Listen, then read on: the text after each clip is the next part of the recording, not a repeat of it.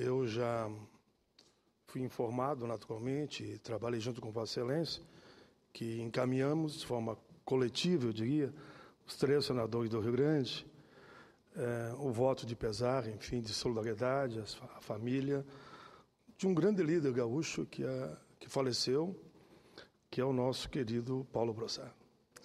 Mas eu não poderia deixar de vir à tribuna, até pelo respeito e o carinho que eu sempre tive por ele, uma pessoa que era envolvida, inclusive, com os direitos humanos. Sempre usou seu conhecimento, seu saber, na defesa de toda a nossa gente, do povo brasileiro e da própria democracia como ninguém.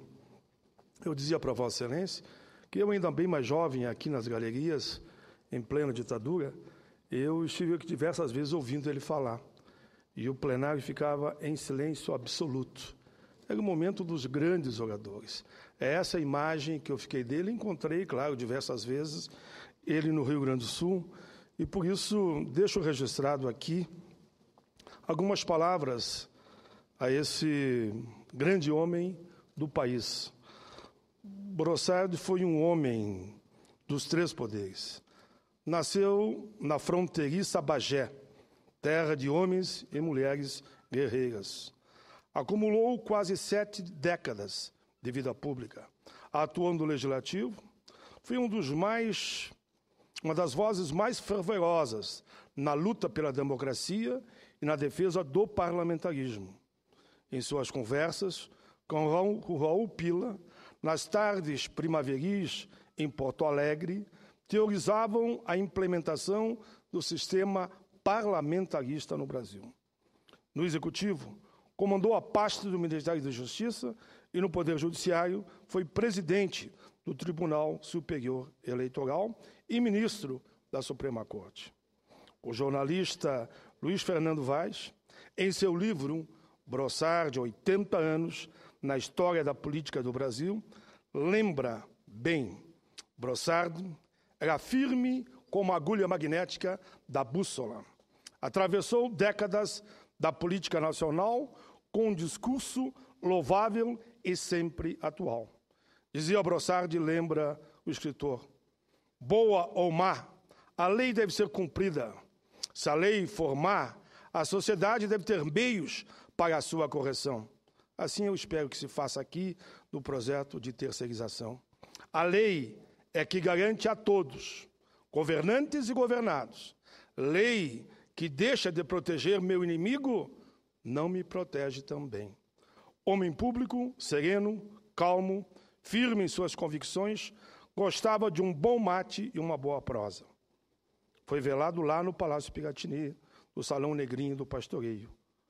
Ele, que era maragato, o maragato e libertador, encerra a sua página na história do Brasil, mas, com certeza, os seus ideais estarão sempre vivos entre nós.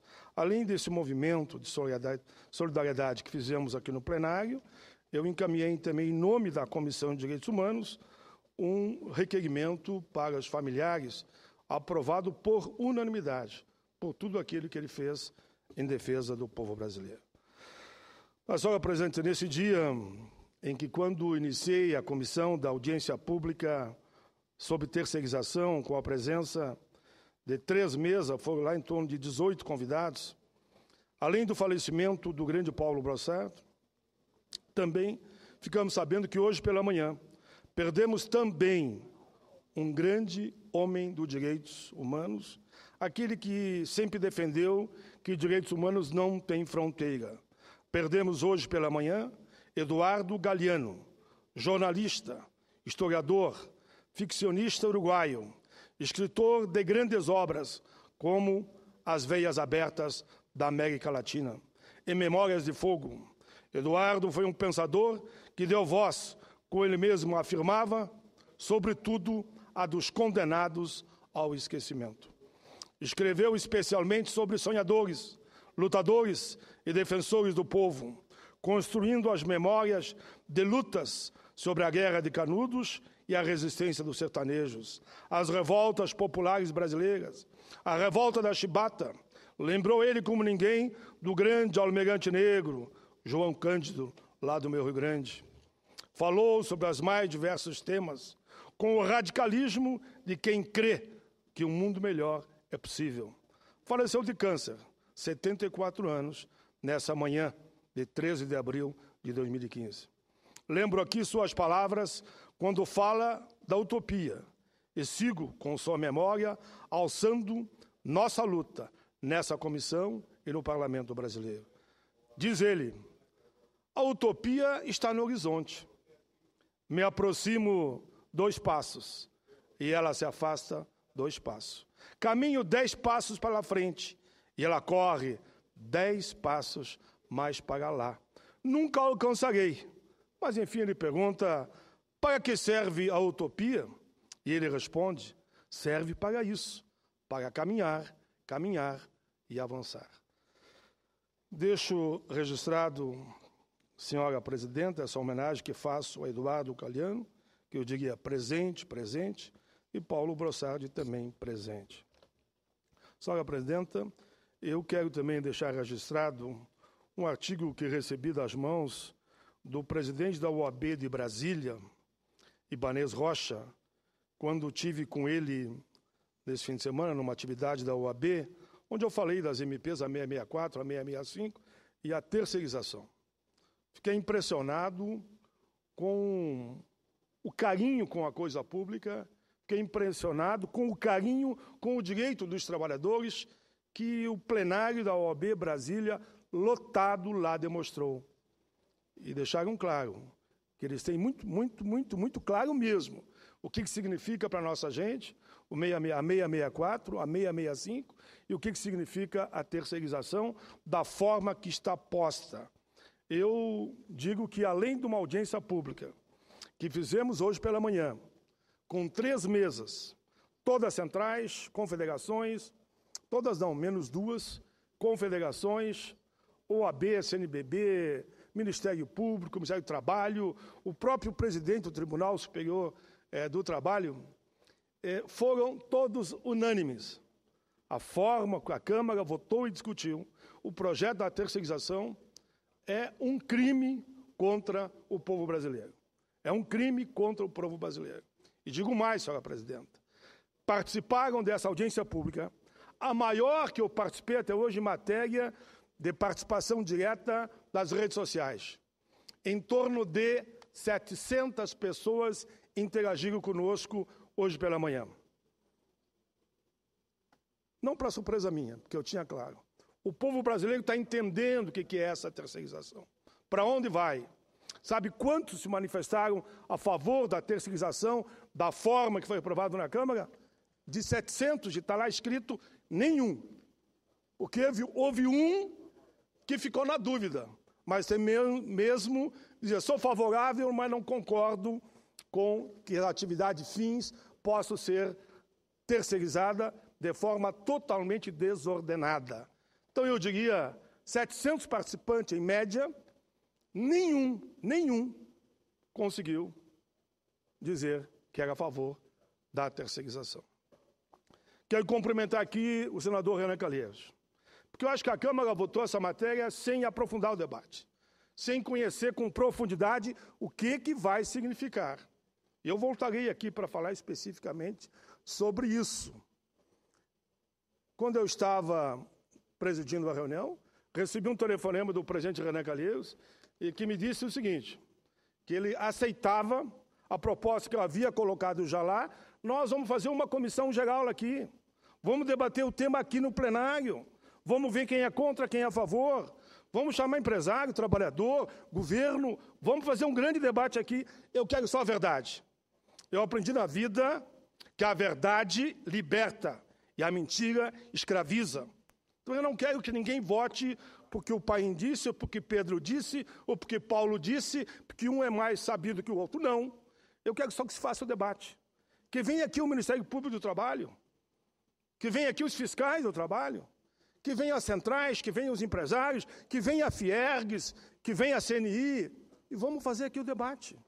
Que venha o presidente do Tribunal Superior do Trabalho, por exemplo, que venha o presidente do próprio Tribunal Superior, e vamos aqui mostrar o que significa.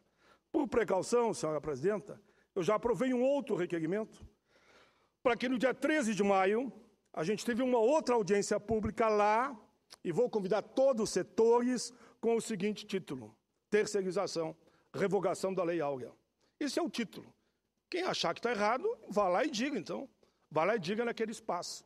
A terceirização, não respeitando nada, dizendo que a atividade fim pode terceirizar para tudo que bem entender, pode um banco dizer o seguinte: eu vou cuidar do dinheiro e tudo eu vou terceirizar. Uma metalúrgica vai dizer: eu vou cuidar só dos contratos e vou terceirizar tudo. Prefeitura poderá fazer isso. Senador Requião, Senador sempre Paim, é bom receber uma parte não tenha dúvida que se nós aprovarmos no Senado a lei da terceirização, o Joaquim Levy manda imediatamente a revogação da Lei Áurea. Não tenha nenhuma dúvida disso. Senadora Amélia, quero me dirigir a Vossa Excelência, quero elogiar o seu partido. Sabe que lá na Câmara o seu partido todo votou contra? É bom a gente poder dizer isso, né? Poderia dizer que o seu partido estava a favor da terceirização. Não. Informação que eu tenho, que o PP votou todo contra, como o PT votou todo contra, e que houve senadores, deputados dos mais variados partidos que votaram, mas perderam. Eu acho que no momento, senador Requião, Vossa Excelência foi muito feliz aqui com o destaque que deu, que os senadores perceberem o que aconteceu, eles não vão votar, porque senão não tem razão mais dessa casa ser, né? Nós somos ou não somos a casa revisora? Eu não estou dizendo que não tem que votar nada, mas tem que, como está, não dá. Eu não posso acreditar, senador Paim, que a Câmara tenha votado a favor dessa barbaridade. É só olhar o que acontece, por exemplo, com os terceirizados do Senado. Nós temos um quadro aqui estável, muito bem remunerado, e temos verdadeiros mendigos terceirizados trabalhando no Senado da República, que não ganham salário nem para comprarem uma vestimenta adequada ao trabalho que desempenham. A terceirização é a escravidão branca. E, pelo que sei, o ministro da Fazenda pediu apenas que se acrescentasse a responsabilidade da empresa-mãe, concordando com toda a barbaridade proposta na legislação. Eu não acredito que os deputados saibam exatamente o que votaram. Eu prefiro acreditar que numa disputa interna de governo, de cargos, de irritação com o Executivo, votaram para agravar a presidência da República e o Executivo. Eles não entenderam em profundidade a barbaridade que estavam cometendo ao votar essa terceirização. A terceirização é a escravidão branca. É o desejo maior dos bancos e das montadoras de automóvel para não pagarem os salários, para criarem uma categoria de funcionários absolutamente inferiorizados diante dos funcionários sindicalizados nas empresas. A força sindical chegou a reivindicar que se estabelecesse, então, que todos os terceirizados seriam sindicalizados no sindicato da empresa-mãe. Isso também não foi concedido. É a tentativa de criação de uma subespécie de trabalhadores do Brasil. É uma indignidade, é um retrocesso e um absurdo para o país. O Senado vai oferecer a possibilidade de um diálogo mais profundo. E eu acredito que o Senado da República não vota essa barbaridade. Os cumprimentos, senador Requião. Eu, conhecendo Vossa Excelência, estava convicto que o APARTE iria nesse sentido, até porque, senador, eu muitas vezes fui convidado aqui a mediar conflito dos terceirizados com a casa, mas não era a casa. É que o chamado gato, que aqui tinha empresa terceirizada, não estava dando o vale-refeição, não estava dando o vale-transporte. E se você não vinha trabalhar, você perdia o fim de semana, enfim, não ganhava sábado, não ganhava domingo, e o fim do mês ele descontava tudo, mas só que ele que não dava o que tinha que dar. E muitos simplesmente fecham o tal do escritório da terceirizada, mudam de estado até de país, e os trabalhadores, se não tiver a responsabilidade solidária, o Senado sempre pagou. Nós fomos falar com o Senado e o Senado acabou incorporando. Mas como está lá, não vai ter responsabilidade solidária. Eles vão legalizar o golpe, vão legalizar os maus tratos. Esse pessoal, às vezes, não tem nem onde almoçar nas empresas. Eles são proibidos de almoçar no restaurante das empresas. Além do salário miserável, que é uma parcela do salário que os funcionários vinculados à empresa-mãe recebem, ainda não há responsabilidade da empresa em relação às dívidas trabalhistas. Exatamente. E nem as dívidas fiscais. Perde a União, e perde o Estado, perde a União e perde o trabalhador acima de tudo. Vossa Excelência tem toda a razão. Como eles, grande parte, não pagam a Previdência, não pagam o Fundo de Garantia, agora, se generalizar essa terceirização, não vai ter mais trabalhador nenhum mais com carteira assinada. E não vai ter nenhum mais seletista, eu digo, inclusive com concurso, que diz o seguinte: não pega o servidor, ou não pega o servidor, se o cara não fazer o concurso, o que as prefeituras vão fazer? Olha, não vou fazer mais concurso, aqui só ainda terceirizado. E daí? Que ponto nós chegamos? Por isso eu faço questão de dialogar com Vossa Excelência, via os partes, que está enriquecendo, para quem está nos assistindo nesse momento, saiba o que está acontecendo no Congresso. Eu não tenho dúvida que a presidente veta esta lei. Mas eu quero confirmar que eu não acredito que senadores da República aprovem essa lei da forma que veio da Câmara Federal. Eu tenho a mesma posição de Vossa Excelência e eu quero também dar um voto até, como Vossa Excelência deu, de confiança a inúmeros deputados.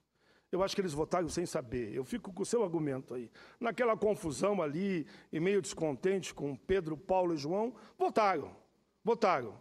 Mas se eles tiverem a oportunidade de votar outra vez, eu tenho certeza que eles não votariam sobre uma lei tão perversa, que vai tirar daqueles que não têm nada. O que nós queremos é que todo o terceirizado, embora não atividade fins, tenha direito aos direitos trabalhistas. Que ele tenha direito à sua previdência, à sua aposentadoria, o seu fundo de garantia, o seu aviso prévio, não atividade fim. A nossa briga hoje é para legalizar a situação deles. O que eles querem agora? Não vamos dar o direito mínimo para eles e vamos tirar do que tem. Esse é o debate que está se tendo. Senador, uma ideia para nós aprofundarmos o debate no Senado da República. Vamos comparar o salário dos terceirizados nessa casa aos trabalhos equivalentes de funcionários estatutários. Eu acho que essa comparação é simplesmente arrasadora. Não o que custa para a casa com o lucro do gato, com o lucro do intermediário, mas o que ganha o trabalhador na ponta, comparando com o que ganha o trabalhador do Senado da República, regulado pela lei dos funcionários. Só lá fora, eu já posso dar dados, é 30% a menos do que aquele que tem carteira formal assinada na chamada empresa-mãe. Claro que aqui é muito mais. Eu falei lá fora, na área privada. Aqui vai ficar ao redor de 1000% a menos. Mais ou menos isso. Então, a preocupação é grande. Eu fiquei convencido por tudo que eu ouvi lá, de que se tivermos só uma sessão aqui, que eu chamaria de sessão temática, como o presidente Renan já concordou, se esclarece os fatos e encerramos o assunto. Porque é inadmissível que no momento de desemprego, de recessão, como nós estamos atravessando, a economia não está bem, nós vamos ainda tirar o direito. Os bancários estão apavorados, os servidores estatais estão apavorados, os comerciários estão apavorados, estavam lá todos os setores apavorados.